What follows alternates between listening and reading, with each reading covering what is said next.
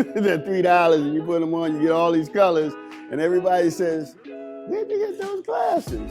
It doesn't take you long to know and love the man behind the yellow glasses, whose personality is just as bright. My name is Danny Fleary, Jr. I've been coming to the Y for the last year and a half, and man, it's just been such a journey. At least 3 days a week, you'll find Danny and his wife swimming or working out at the YMCA. For some reason, I always love water. Danny's journey to the Y wasn't easy. It started when he served in the Army from 1970 to 1972. When we were being taken into the military, they gave us shots. They were called air guns. But back then in the 1970s, they didn't have the proper way to clean them.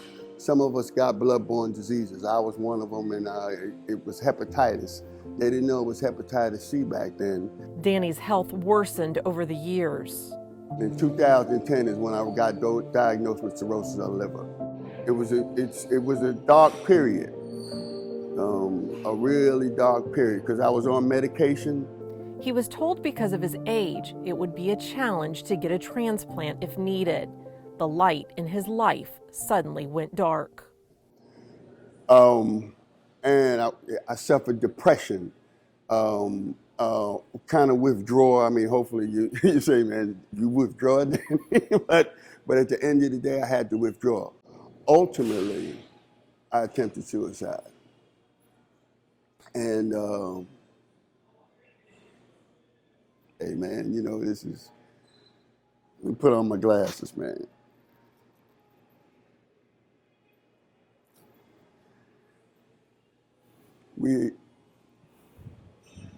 See, that's why you gotta trust God. And you gotta, like I've learned from you guys here, you gotta have a mission, man. The emotion still runs deep for Danny. I had brothers surrounded me. I've been through a lot lately, but I'm sorry. Anyway, man, I'm sorry. If they don't hear nothing else, just let them hear, man, that thank God for the Y, man.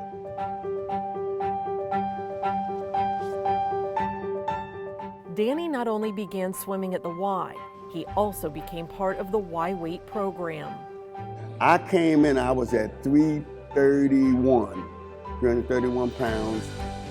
My blood sugar was 6.9. He lost weight, got off medications, and something else happened.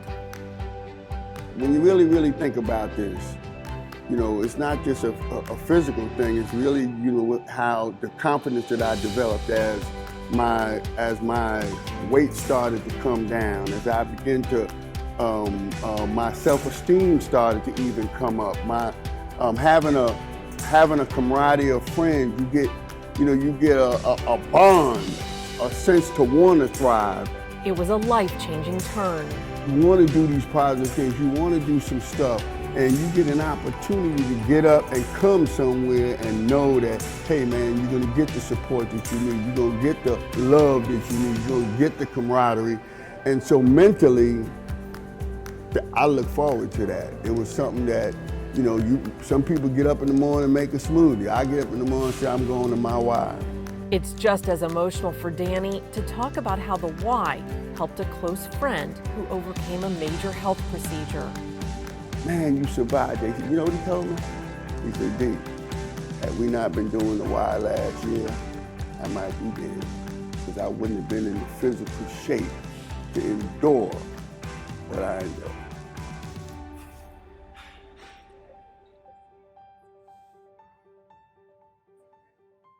Then 2020 came along. And you jump in those pools and you splash, and that's what Corona did, man. That's what it did. It's like splashing in the water, and you coming up, but you got all the bubbles around you. You don't know what's going on, and that's what happened for me. But Danny kept his head above water. I had Y weight. I knew how to use my weight, so I had weights at home. So So I was able to kind of, continue to keep myself conditioned. And I watch virtual videos so I can stay conditioned. I was able to stay connected even from a social perspective, which is really, really important, especially at my age. Danny is thankful for those who continue to donate to the Y, especially now. I just want to thank you. I want to thank the people who had the spirit to give when life, no matter what's going on. We talking about corporations, we talking about everybody's been impacted. Danny is glad to be back and says the best way to describe the Y is like a family reunion. People, hey Danny, how you doing? Blah, blah, blah. You go work out, you're working out with all these different people from all these different backgrounds that leave all of that stuff outside and say, man, we want the best for you. How do you have that at my age? Which is a blessing. A blessing for a man who continues to see the bright side of life.